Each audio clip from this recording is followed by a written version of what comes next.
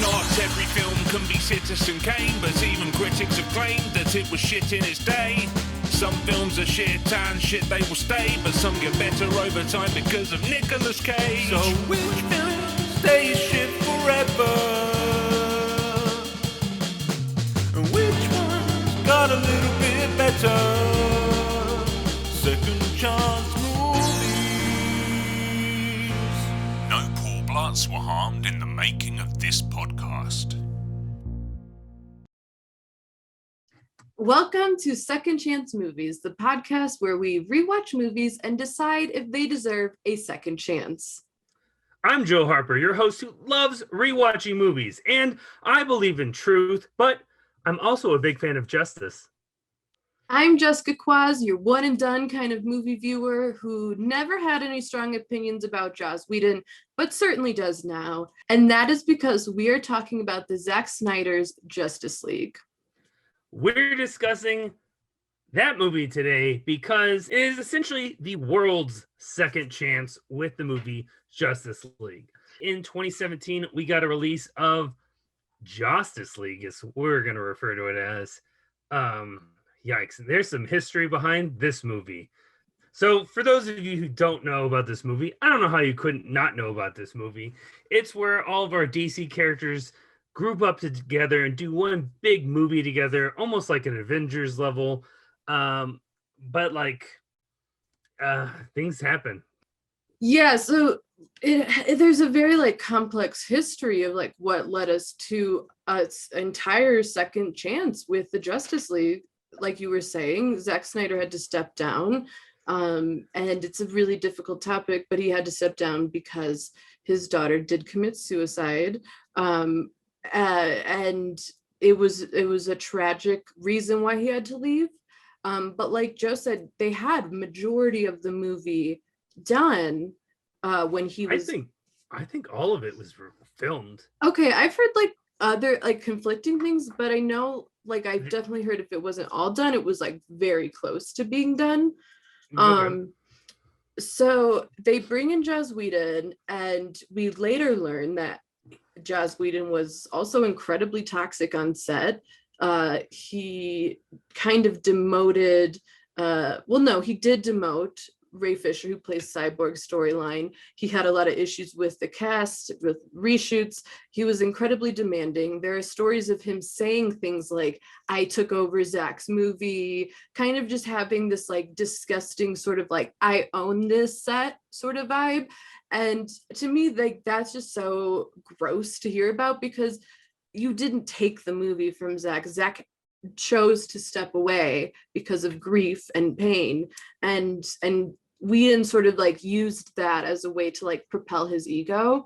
And I think now you can sort of tell in the 2017 version that there was some disconnect between Whedon and everything else, because it does appear like he was just trying to take his previous success with the Avengers and mold it into the DCEU, which was already very different. We'll get into those details in a bit. Yeah. I just need to say the 2017 Justice League was pretty mixed reviews, mostly negative.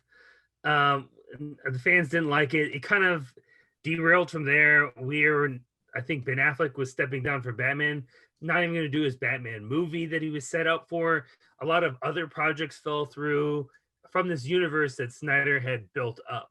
And from that, because of all those things, I think there was rumor that he had a cut of the movie himself, and fans hashtagging release the Snyder cut. That started trending and twittering and all that stuff. And oh man, that ball just kept rolling, snowballing into a big old movie that we now know is a 4-hour epic of Zack Snyder's Justice League. It's been, 2 weeks? Almost 2 weeks? I think it's been out for about 2 weeks now. We wanted to give you guys a little time to digest this movie. Also not spoil it, but we're going to spoil it today. But we didn't want to spoil it for people who had been seeing it. I think if you really wanted to see it, you would have seen it that first week. Well, before we talk about everyone's second chance and our second chance, Do you want to talk about our first chance watching Justice League in 2017? Yeah. Mine is very underwhelming in that I did not see it in theaters. I waited until it came out on some sort of streaming service. I think it was like Hulu. I could be wrong. So I don't even remember when I saw it, but not close to its release, I don't think. And it was just sort of like, fool me once, shame on me, fool me twice, I ain't paying for Justice League sort of mentality. So when I finally did see Was it, that because of Batman versus Superman? yeah, it was. Okay. Batman versus Superman was such a disappointment that I didn't necessarily care about Justice League. I didn't have high hopes for it. And I watched it on streaming, and I just remember like being very bored with it, like very like not into it, not caring, just sort of like the movie felt like it was just going through motions, and I was kind of watching it and then sometimes like doing something else. Like it didn't engage me whatsoever. And by the end of it, it just kind of stops. And I was like, okay, well, that's that, I guess. Bye. Like it was just, there was, for me, like it's so like not memorable, nothing, whatever. It was just, I watched a movie and thought, yeah, I didn't need to see that. The wife and I saw it in theaters because I was, of course, excited. I want to see all the superhero movies in theaters, and we get there. We see it. There's parts of it I like, just because like I was interested in like, hey, I don't know what Cyborg is. I don't know who that guy is. I know he's a character in the DC universe, but I don't know his origin story. And lo and behold, we don't really get it. And so like that's kind of bumming me out. But I like seeing Cyborg and Flash. It just like characters I'm not used to seeing in the theaters. I think everyone's really well cast. Or at least the first time I watched it, I mean, I still think it now, but I still think, wow, these are just good actors for all these parts. And there's just something that falls flat. Like action's pretty okay, but like I think the biggest thing that I hated was just like there's a villain in it that's just a big CGI thing, and I don't know really what he wants or what he's doing, and I don't feel like there's any stakes in this movie. There's also a huge like twist that Superman comes back to life, but have you followed any of like the promotions for this movie? They talk about Superman a lot and Henry Cavill and stuff, and so you're like, okay, well, he's not dead, guys, he's coming back. And so like that's not really a twist to me. It's just boring kind of.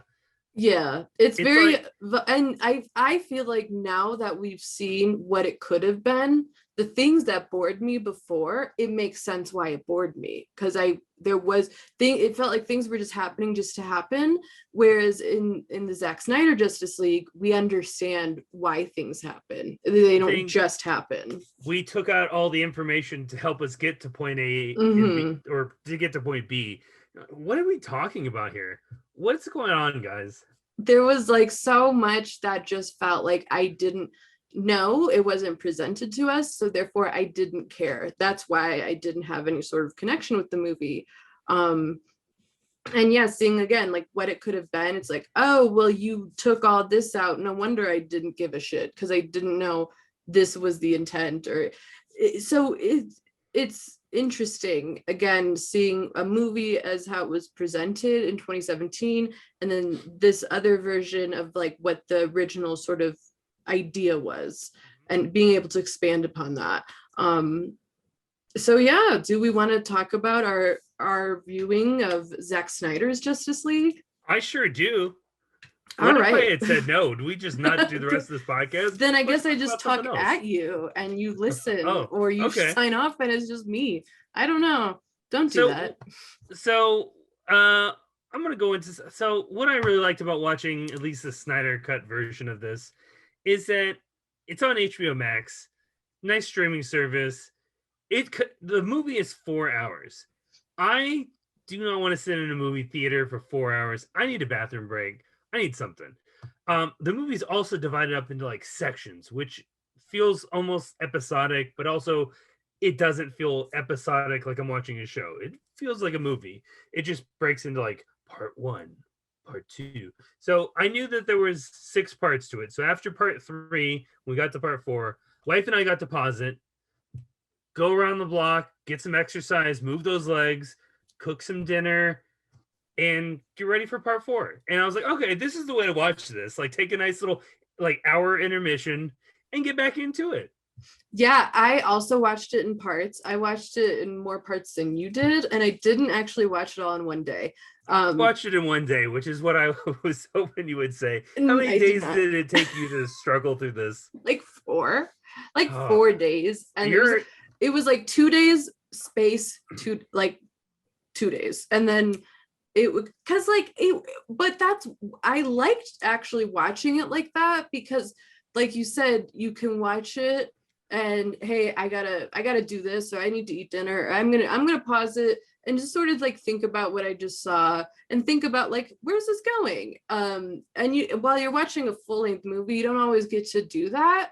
So like, I thought that was really cool. Take a moment to digest what we just watched. Yeah, because on our walk we would talk about like, oh hey, oh man, that was cool. This is the new thing. This is new. I wonder how they're gonna do in how this is gonna incorporate this. Because I was trying to remember 2017's terrible iteration. And big revelation for you. After I watched this 4-hour movie in preparation for talking about it, I watched the Justice League again. Wow. Just to see like how different the two are. And you, right off the bat, you can tell when you're watching Justice League, which I'll never do again.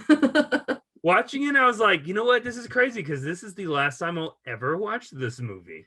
It sort of like grosses me out that one, they didn't like give a director who works closely with Snyder or who has a similar style, like the helm, and kind of like take over, and then Snyder could come back when he's ready. It just sort of feels like, okay, well, you're out, we're gonna give it all to Jazz, listen to anything he says, make any changes we want, spend a fucking ton of money on reshoots and taking out a mustache and all these stupid things that like we didn't need. God. And then wonder the mustache. Just watching clips of Henry Cavill talking with the CGI mustache out is disgusting. I want to talk about that. Like, keep what you were talking about. Just so to have Jazz like come in and do like almost whatever he wants, talk to the cast however he wants, like just literally get all of the control instead of working with like the material that was presented. Also, just it grosses me out. Like there's just something that just grosses me out about the idea that like he just so happened to get the gig and then did whatever he wanted.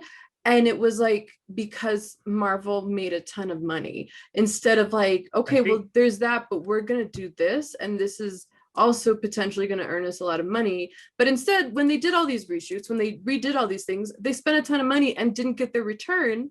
And then instead of being like, oh, I wonder why that happened, it was like, oh, it was just always going to fail, so we're canning all of our future plans. Nah, man, I think everyone, this is a hot take, but I don't think anyone at the high ups of either, I don't know who's responsible, either DC or Warner Brothers, or maybe both, don't really care about this stuff. They just want to make money. Mm-hmm. It looks good on paper. That's why we hire Whedon, because, oh, he did Avengers 1 and 2. Let's get that guy in there. But Snyder's wife, Deborah Snyder, is a producer on, I think, all of these movies as well with him. Mm-hmm. And, like, they both had to step down. So you lose a big producer on the movie as well that's, you know, helping navigate and make decisions. Yeah, and it also does, again, this is just an observation, this is not fact, it just does seem like Snyder had, and still does, have a good relationship and work ethic with the entire cast. Like, the entire cast always is saying nothing but nice things about him and are happy for him. Whereas you hear these stories about what happened when he left, which we could I mean, I could talk about that shit for hours. I won't. We gotta talk about the Snyder cut version. We gotta talk about the Snyder cut version. Well, we gotta talk about both. We gotta talk about the movies. Yeah, but I would say, like, if you're unsure about, like, if you don't know what happened when Whedon took over, like, look into it. Look into what people who've worked with him, what people know personally have said about him, because it's something that's gone largely ignored for a long time, and I myself included in that. And it's just a lesson in like how not to work with people and how not to even treat a human. So yeah, screw him. I'm sorry. I'm just gonna say it. Screw Joss Whedon. He sucks. So let's talk about Ray Fisher. Let's talk about Ray Fisher, because he's been the one. I'm gonna throw out the word brave, who has, and I admire this a lot.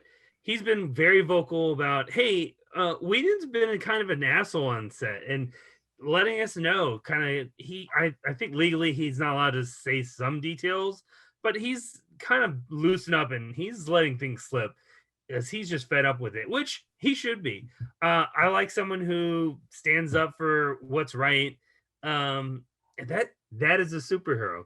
And you know, I think he's doing it more so for like, you know, don't treat people poorly. It wasn't more so, all my stuff was cut. I don't get that vibe when he's speaking out about it. But after watching the movie and seeing that how much of his stuff is cut, yikes.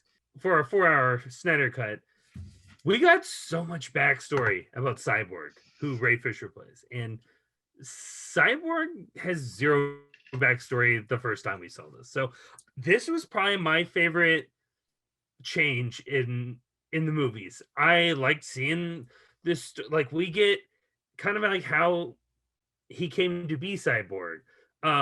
His parents, we get a lot more with his parents, and we get mom in the first movie. We just get a little an itsy bitsy bitty piece of dad. And in this one, dad gets to contribute a whole lot. They like break into a science lab where the dad's a scientist guy, the head scientist, and kind of like knows instantly, like, yeah, these are superheroes. My son's a superhero. Right this way, guys. You can break into this place. What's nice about that too is Cyborg sort of becomes like our vessel into the Justice League as an audience member, because it's sort of like his story of learning who he is and growing, and then also becoming a team. And so seeing it through that perspective, like, just makes it feel more like a team rather than a bunch of people that like Batman is just telling what to do, because that's how the first one sort of comes off. Whereas this one, it genuinely felt more like camaraderie around each other and like learning about each other and like working together, as opposed to Batman being like, hey, you, let's do this. And it's like, we gotta be a team. And then also it ties in nicely because his dad is a scientist who's a genius. We understand how these mother boxes relate to the world in a very real way. I had no idea the first time around what a mother box was, what their significance was. Nope. And like, they come together and then the world is, it's just a bomb now. I don't know what's happening. In this version, we understand. I know the villain's name now. Yeah. I know what his deal is. I know that he works for somebody and wants to like prove himself to that boss. And like I get it now. Like, that's the other thing. The first time around, I don't know what this guy is at all. What is going on? He also looks completely different. Now his face just looks real, and he's got this like machine-like armor that's always constantly moving and shaping. Oh man, it's intriguing as hell. It really is. His look is so good compared to what it was. And also just like his story is so much better, because in the 2017 version, it felt like he was just doing things because he was like crazy. He's a crazy alien dude, watch out. Whereas this, like, yeah, like you said, we understand like he's working for someone, he's trying to right a wrong, and this is the way he's doing it. And we get the understanding of like how bad things are if he succeeds, what the consequences are. And we get a little bit of his boss, which essentially is the same scene that we got of him fighting for the mother boxes the first go round, like years ago. Wonder Woman just gets to tell us the story, but instead of Steppenwolf, it's Darkseid. And I think it's really cool knowing it's him. And it gets a little bit more details because we see like an actual axe go into him, and like he's like losing, and he's just, oh man, he looks powerful. It's epic that they switched that around. Yeah, because the first one it just looked like Steppenwolf was just a little wuss leaving. Truly, and like the final battle with him even was like just so not memorable because I didn't care about this guy. I didn't get like, what does it matter? What does it matter? First time around, he just gets scared and his minions feed off his fear because they can smell it. And they essentially kill him like Scar from The Lion King. Like the hyenas jumping on him and stuff and pull him into it. And then his helmet just like wiggles around on the ground. Like, what? I don't care about any of this. Now it was for like our new version. We get at least 3 or 4 of the Justice League members working together to beat the shit out of this dude and then cut his fucking head off. Oh my God, how insane was that? I love that this had an R rating too, because we got some like really intense fight scenes, like really just like going for it. Oh, fight fucking scenes. Kill you. Batman says the F word. Like, Batman said the fuck word. So speaking of Batman, do you want to hear something absolutely shocking? No, I'm afraid of shocking news. Okay, well, you're gonna get it. So okay. Here it comes. I liked Batflick. In this one? I did. Everyone, this is like the biggest news ever. Yeah. I hope everyone was sitting down for that news because Jessica liked Ben Affleck in a movie. Oh my God. Yeah. Where's the calendar? I need to write this down. Today was the day. Oh my God. Dude, what? Yeah. Let me hear about it. I was just as surprised as you. I did not go into this movie thinking I'm gonna like Batflick. Like, I didn't care about him at all. That's not why I was here. But it turned out like as the movie was going, I kept being like, oh my God, I am liking this. I get what they were going for with him. Now I get it. Like, I finally get it. I think what really did it again was the fact that he's not just like the boss man like he was in 2017, and we understand his actions. Everything having a backstory just works in favor of the entire movie, because understanding more of like the weight of why it's important for Bruce to form the Justice League helped me care about the character more, one, and not just be like, okay, you need to calm down, bro. Why are you bossing everyone? It turned out like in this version to very much be like, yes, he's the kind of the leader and he's kind of the benefactor, like he's got the money and it was sort of his idea, but we're all together in this. It wasn't like we're just here because he told us to be. So there's less pressure taken off the character, for one. And for two, like I just could tell that there was something about Ben Affleck's performance where he felt, I don't know, I want to say like maybe more like comfortable or something, where in this version it just felt like it worked more, and in 2017 it just felt like this is really awkward and weird. I like that our ending this time around, it's him, he uses his bat plane to just blow the like a force field in their little like base just so everyone can get in. So once everyone's in, Batman's just on like scout duty, just taking off or taking out like infantry. He does not go after the big bad in any way, shape, or form because he a human.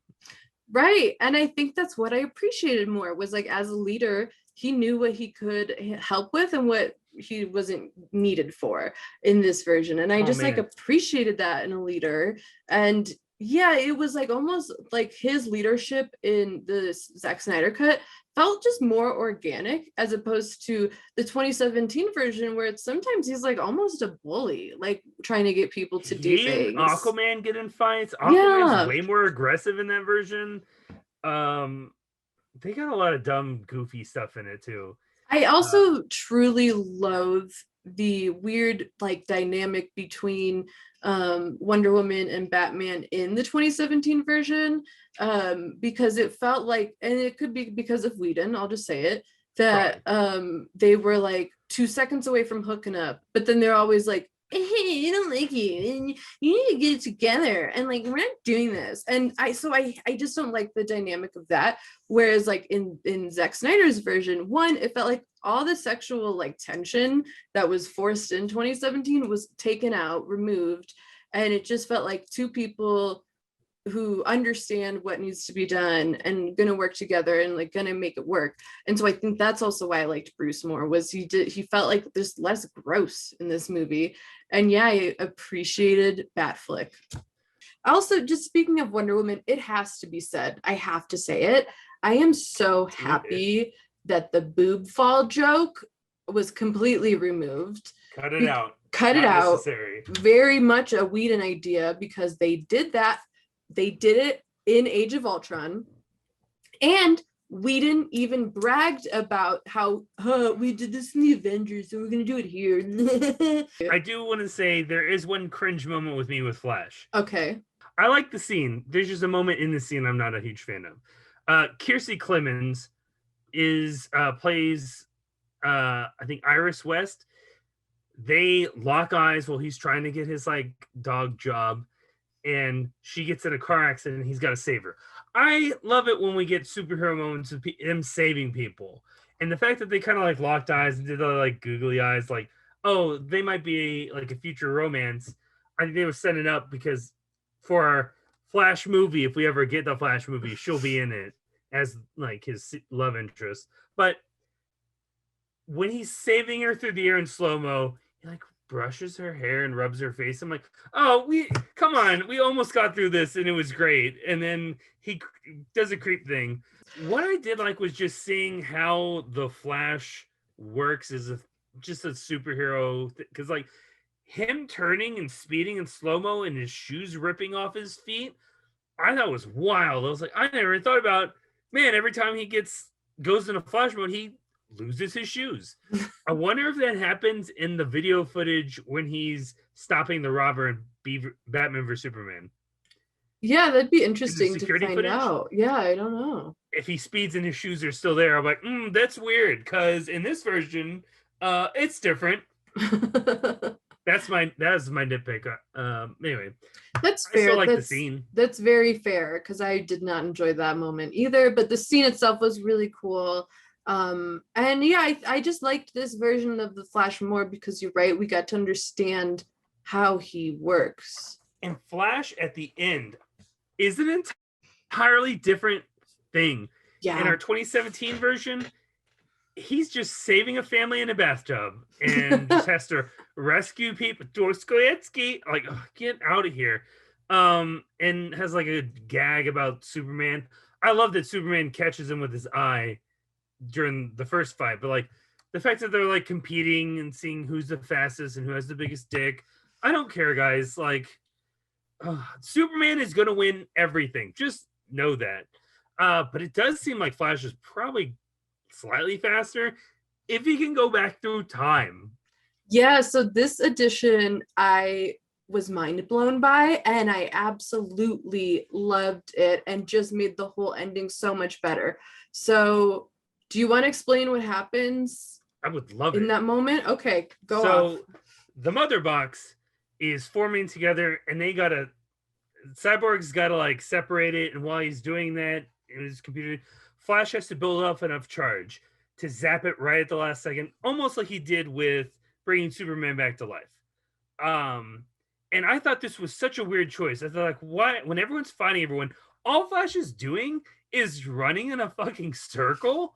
What are we doing with this? I was like, what? And then when we got a purpose for that, I was like, oh wait, never mind. I love this. Back when we're bringing Superman alive, he was supposed to touch it the box right as it hits the water, and it splashes into it a bit. I was like, wait a second, that's not what happens in the other one. And then it goes back a little bit, and I was like, what the fuck is happening? And he touches it, brings Superman back. And then at the end, Mother Box comes together, forms and creates unity, and fucking kills everyone right as he decides to like force speed so fast he can go backwards in time. And I realized, oh, that was the Mother Box coming back, because he was finally hitting a speed where he was going back a little bit. And then seeing him go backwards through time and like watching Superman's face form backwards was so gross and awesome. I was like, holy fuck, this is so wild. So the Justice League loses, which is awesome. We see like what was at stake and why this meant so much, to why we need to stop this, and how powerful our villains are. But that we got lucky because we found that one little dude that can go so fast. He went backwards and was able to like reverse and separate, hit the part where Cyborg can separate and Superman can help pull it apart.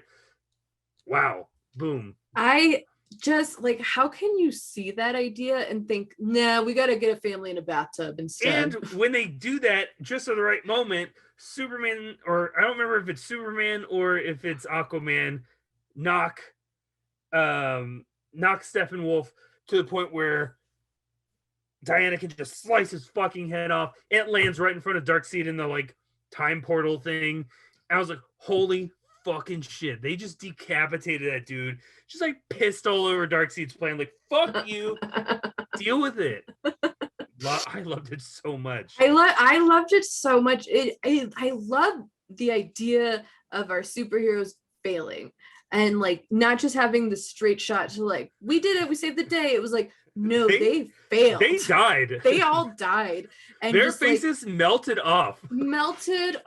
It was over. It was done. And then the Flash was like, oh shit, I can fix this really quick. Oh my God, I gotta try. And he does. And so yeah, you get to see like, this is what could have happened. We felt the weight of it. We felt the weight. And it was also just this like cool teaching moment of like, you just got to try again. You like, don't give up. You got to try again. I gotta do this. You got to do this. Like you might fall down, but get back up and do it again. And figure it out. As opposed to like your typical sort of like, I did it. I saved the day. Like, don't give up. It was just this wonderful sort of like, oh shit, they could have fucked it all up. And I love that the smell of fear wasn't the thing that turned the bad guy, what defeated the bad guy. No, that was so lame. Lame. Just lame. Epic. So I was engaged with everything in a 4-hour movie, and there was very little that I can even think of besides the Aquaman women singing and Flash weirdly touching a woman's hair that I was like, oh, let's get rid of it. So like, good job. I'll talk about the one part I would get rid of. Okay. There's a few Aquaman things with Willem Dafoe where I was like, do we need this? That's true. Yeah. I guess it is a little bit of nice, just like setting up for that movie, but because we've already gotten that movie, I was like, I already know, and I don't really care. Yeah. It kind of put us on a foot of like, he's not the king. In case you didn't know, he's not the king, and he doesn't want to be the king. And he's from two different. Like, it gives us a little bit of information about him, which is nice. You know, I haven't seen the Aquaman movie. So for me, I didn't mind those scenes as much because I haven't seen it. And I like obviously know a little bit about what's going on with him, but like I got to like understand the character a little bit more. And so I didn't necessarily mind that, but I see what you're saying. It wasn't completely needed as well. I didn't. If I was cutting for time, sorry, Defoe, you get cut. Yeah. The thing I would definitely cut is the nightmare sequence at the end with Joker. But like in this one, we get a cool group of like 6 people in like this apocalypse looking world. We get Flash in this like robot suit that he pops up in Batman vs Superman, which is the scene I always hated. Lois is the key. Oh wait, am I too early? I hate it so much. We get Cyborg, and he looks almost like Megatron in Transformers 3, where he's got the like hood and he's all robot and this like little like gross hood. Yeah. Looks cool though. Then we get Deathstroke, which is awesome because we like Joe Manganiello. Mm-hmm. Like that guy a lot. Mr. Vergara. We get Amber Heard, and then we get Batman, and then we get Joker. Jared Leto, not with tattoos all over his face, not with a grill. He's got long, creepy hair, being Jared Leto, which I don't really care. This is not my favorite Joker. It'll never be my favorite Joker. So with that bar set that low, I don't care. He can be in it. I don't mind. I just know he'll not be the best. So I like the 6 of them, and I love Batman. Just tell him, like, I'm gonna fucking kill you. Love it. I don't like. It just feels so out of place. Especially, it's setting it up for like a movie that's not going to happen. Yeah. And it's setting up for a movie I don't want to watch because Superman is the bad guy. And I don't want them to fight Superman.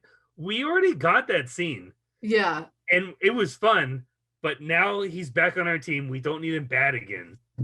No, I agree. I think that the like epilogue scene with the Joker was just maybe sort of fan service, as sort of like a, hey, you stuck with me, I'm gonna throw this in. That was the one scene that they shot for this. Yeah, that's the scene. So maybe that's why it feels a little disjointed, because it wasn't a part of the original idea. I don't know. It's content for me. Just I don't like this like nightmare universe world. It doesn't. I don't like the idea that Superman is gonna be their bad guy. Yeah, I don't have strong feelings on that necessarily either way. I will say though that this version and the endings that we got with our different characters and like everything going on, it did make me like want more from the DCEU and then be mad at Warner Brothers, because it was like I would be so excited for what you guys are doing. Nope. Now I'm mad. Now I'm just mad because I'm never gonna get it. Even the setup with like Lex Luthor in our 2017, very similar. Lex isn't in prison anymore. He's on a boat. Deathstroke, which was a huge what? He's gonna be in it. He's approaches the boat. In our 2017, we get a line of like, we should create our own league. Like, okay, Legion of Doom, cool, we get it, neat. Whatever. But in this, he was just like, hey, I know who Batman is, and here's that information, and let's have fun. Yeah. He's like, yeah, I'll do it. It was way more like menacing and fun in that way, as opposed to like hokey and stupid and I just, it was like, if this had come out in 2017, I would have been like, hey, DCEU, I'm giving you all a second chance. What if? What if this had came out in 2017? I mean, yeah, that's what's so strange about it too, is like, what if like we got what we were supposed to get. I think if we had got that in 2017, we would not be getting Robert Pattinson as Batman. No, I agree. Trailer looked awesome. I think too, like if things were to happen the way they should have happened, Ray Fisher at this point would have been like a Chris Evans or like a Chris Hemsworth, where like they were in this and now they're big names, because he was like the heart and soul, and he was so good too, like he was so compelling to watch that his name would have been big, and he was robbed of that opportunity truly. And it seems like Warner Brothers is trying to throw him under the bus. But like, I think the more people speak up, we realize, oh, he was right all along in standing up for everybody. Hero. Yeah, like truly. I want him to be in the Flash movie. Well, that's right the now thing. He's not in it. Warner Brothers is like, we're not working with you because you spoke out, which is like the exact opposite of what they should be doing, seeing as how they were super toxic with Joss Whedon. You got to make up for that. Instead, they're trying to like victim blame him and like shame him and shun him. I mean, the only way we, the audience, could change that is if we don't go see Flash. I mean, if Ray's not in it, we're all gonna see it. Like, are we gonna get it though? That's the thing. Oh yeah, I mean, they've cast a lot of people now. They're but they've been trying for this movie for a very long time. And the biggest news that just dropped, at least yesterday or today, Keaton is trying to back out of it, and he's like one of the biggest draws to this movie. He's stating of like. Claims of like time is an issue, but maybe if like I get a script that I really love, oh dude, like we were so close. He's like, you know what, I'm actually busy. Yeah, I have an appointment. I can't be Batman. New phone? Who this? Right. Warner Brothers? Doesn't ring a bell. Sorry, I don't think I know you. Oh my god. Get it together, WB. Like, what are you doing? What do you think of this movie? What are your final thoughts of this Snyder cut? Overall, like, super positive. Like, I think it's wonderful that he got to put out the thing he intended. It's sort of this really nice, like, full circle moment.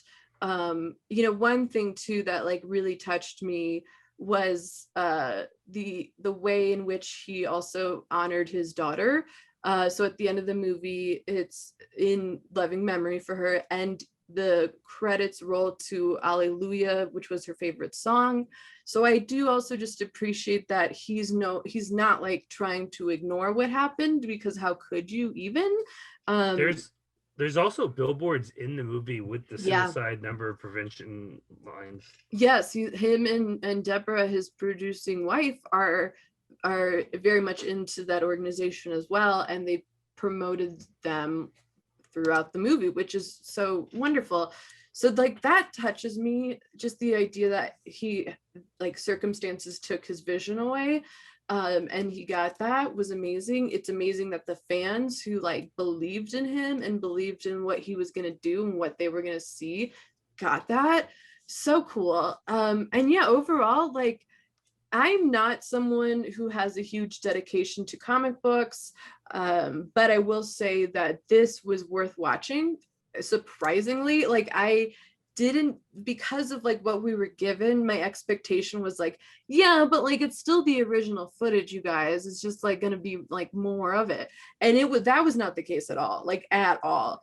A whole new movie. The whole new movie, whole new situation. It felt like whole new characters almost, and so everything that goes on in those 4 hours, I appreciated. Of course, give this a second chance. This was great. We finally saw the original idea come to fruition. I'm really glad that Snyder was able to like give us the movie that he had started and created. And especially because that Justice League was really sloppy. And it's really nice to see it all like make sense. What I have multiple feelings on, should we have gotten it or not? I'm glad that we did, but will that set a precedent now for other people getting their own cuts? Like, I know they're trying to get like a air cut for Suicide Squad. We don't need that at all. I don't want it. We're getting a new Suicide Squad movie that looks amazing. Let's just enjoy that. This is a very special situation, in that like Zack Snyder didn't even get to like, it was just a roadblock, a big roadblock. And it wasn't like your typical story of like, I wanted to put this in and then the studio said no. It's not like that. So no, I don't think we should be like getting a cut for every movie. I think if you screwed up, you screwed up. Sorry about it. Yeah. But this was not like that at all, you know? Wait, 4 or 5 years in the making? Yeah. Wild that like, the only other movie I can think of that got a second chance was Cats, when the editing and CGI was so bad that they had to resend versions out to movie theaters because the dancers' feet weren't hitting the floor. Technically, Jesus. That was the second chance of the movie. God. But other than that, there's never been anything like this. And so thank you for listening to this bonus episode. We felt like we just had to talk about it in some way. And yeah, we'll be back on Sunday with your regularly scheduled program of Second Chance Movies. Second Chance Movies.